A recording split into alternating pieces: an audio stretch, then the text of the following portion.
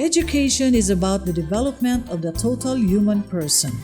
In Northeastern Mindanao State University, we nurture not just the mind, which encompasses the development of skills and knowledge, but also the heart to extend this to the people and the community. The University Extension Agenda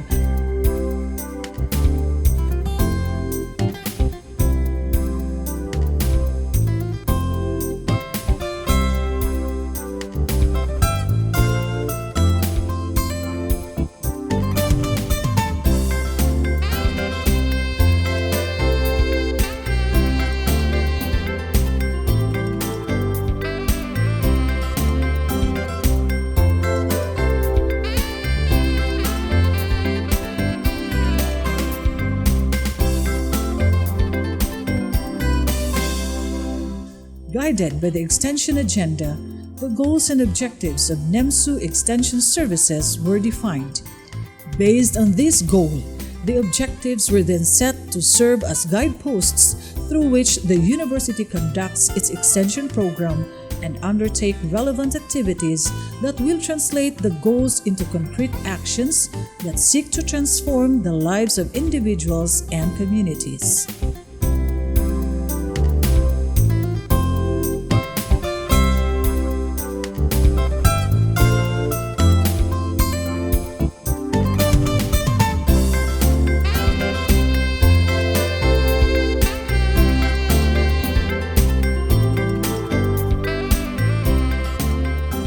The university's extension services are then implemented through program components that include livelihood program, literacy, and values enhancement.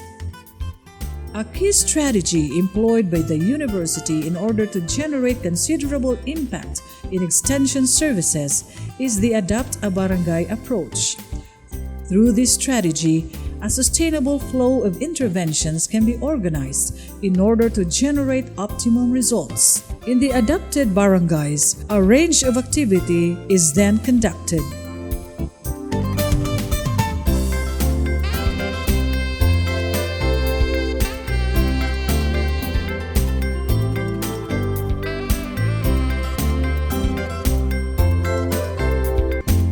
The different components and strategies in the provision of extension services are all woven into the strategic framework.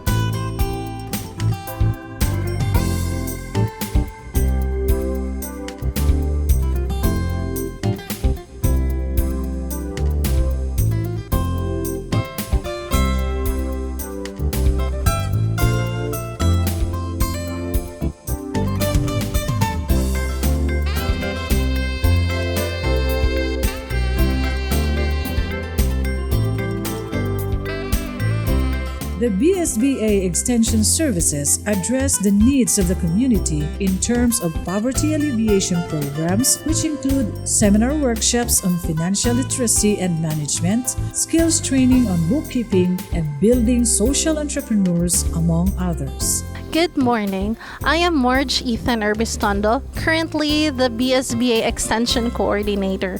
The BSBA program has conducted various trainings on our adopted barangays for the past 5 years. And now we are here to share the testimonies of some of the trainings on what is the impact in their lives.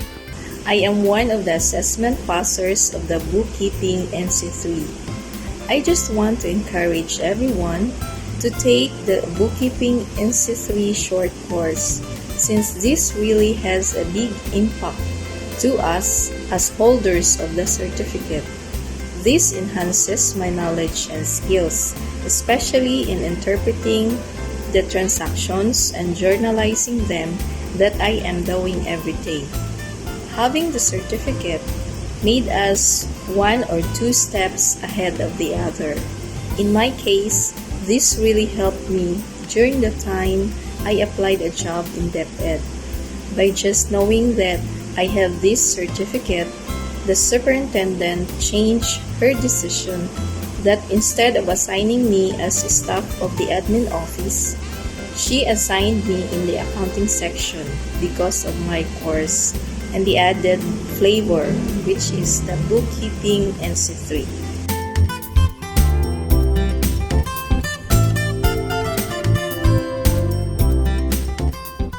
what is the impact of bookkeeping training in your life? Well, as an entrepreneur for more than 10 years, I really had a difficult time managing business without the knowledge of bookkeeping. So when NEMSU, former SSDSSU, offered bookkeeping training, I was really grateful that I was able to attend because it made my decision making, business strategies, business planning easier and comfortable, knowing that I know I am on the right track in reading my finances and studying the business flow. For me, bookkeeping training is beneficial to faculty and staff, entrepreneurs and other employees because of many reasons. Bookkeeping helps you budget. With bookkeeping process, you can have financial information ready for tax time. In addition, bookkeeping is the organization of financial information. Being organized is a skill and every business owner should have. Lastly, bookkeeping is important because it is a tool used to analyze business performance. To everyone, please join this kind of training, such as the bookkeeping and all other related trainings because it helps us to make life better and easier.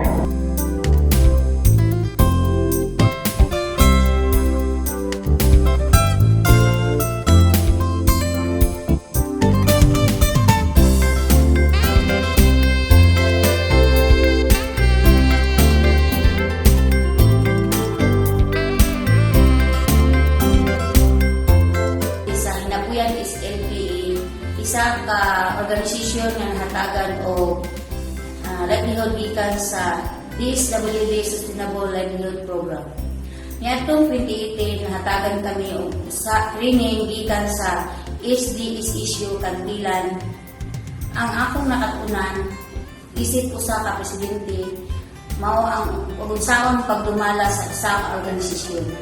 Og sa unsaon pagkuan sa mga pamatasan isip usa ka presidente pag umol sa mga miyembro para naman ang malangguon ang among organisasyon. Pasalamaton kami dako sa SDSSU Kantilan nga ila kami gitagaan o maayong training, maayong pagpasabot bahin sa pagdumala sa isa ka tindahan sa bugasan. So manghinaot kami na sa sulod panahon na naapay mahihatag na training pa sa amo.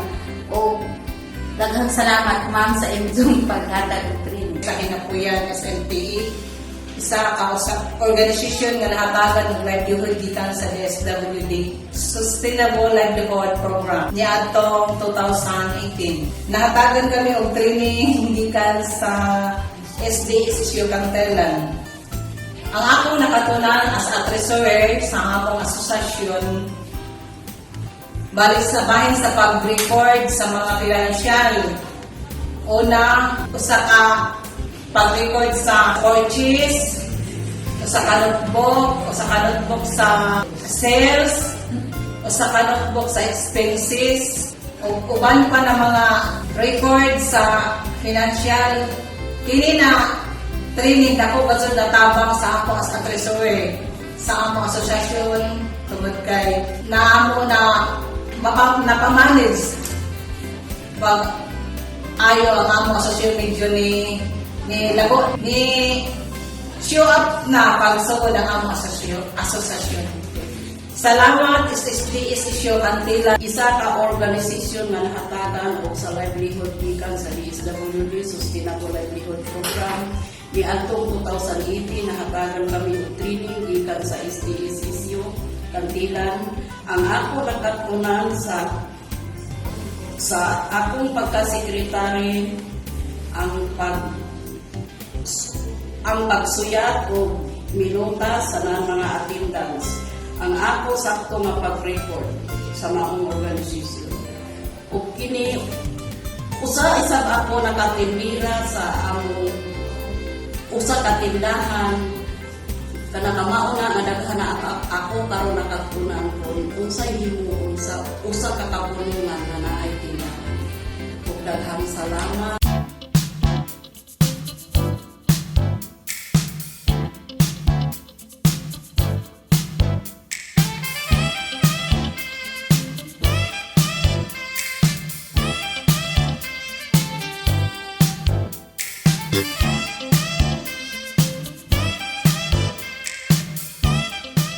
What is the impact of bookkeeping training in your life? Before, I have a little background about bookkeeping, but since I haven't used it for a long time, I had forgotten some of the lessons. Last 2020, I took the opportunity again to enroll. The training was beneficial to our business. I was able to effectively manage the cash flows and keep completed records of our financial transactions. As a result, I advise and encourage everyone to participate in trainings like the bookkeeping. And of course, I would like to thank NEMSU Cantilan for this opportunity extended to us. I graduated as Bachelor of Science in Business Administration, major in Financial Management. When I studied that course, I don't have enough knowledge or any idea about bookkeeping. But for me, bookkeeping is very interesting because when someone heard that you have a national certificate, especially bookkeeping, I thought it would more benefited from you. So that's why when I was trained, it helped my knowledge and skills to be an expert in doing things in bookkeeping. So and also it would also help me to share to others to impart knowledge, and that training was enjoyable. Once you train, you get more learning, and it will make you to become a facilitator in the future. Thank you, NEMSU Cantilan Campus, for the bookkeeping training.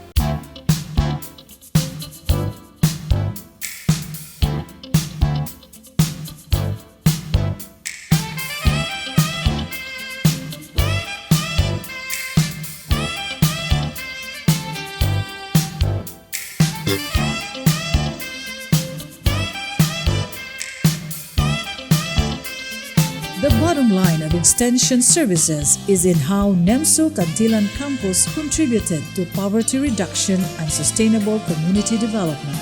Salamat po sa maagi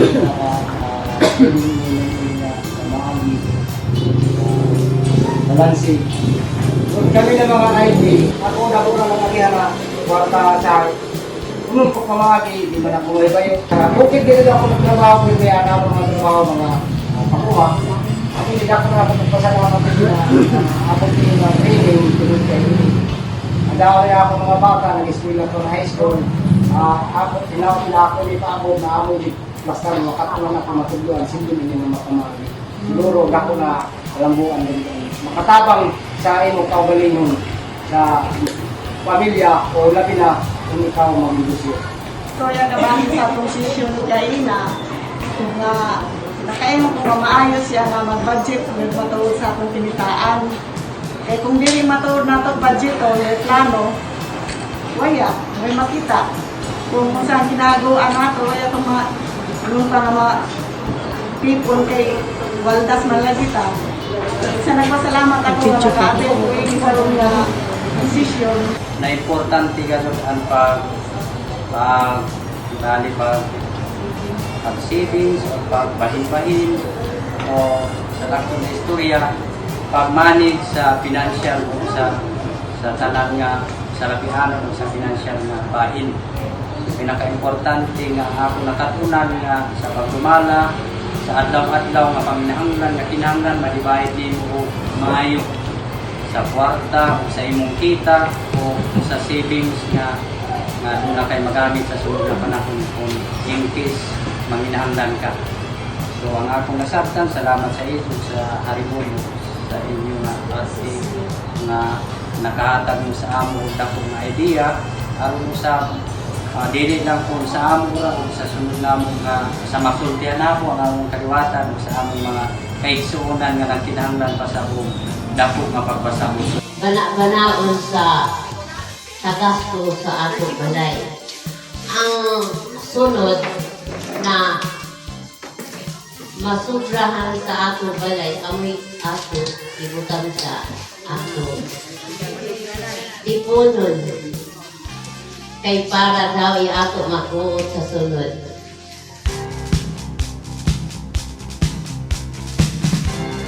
The gains in the past are there to show that NEMSU is an academic institution that responds to the demands and challenges of poverty reduction and sustainable development.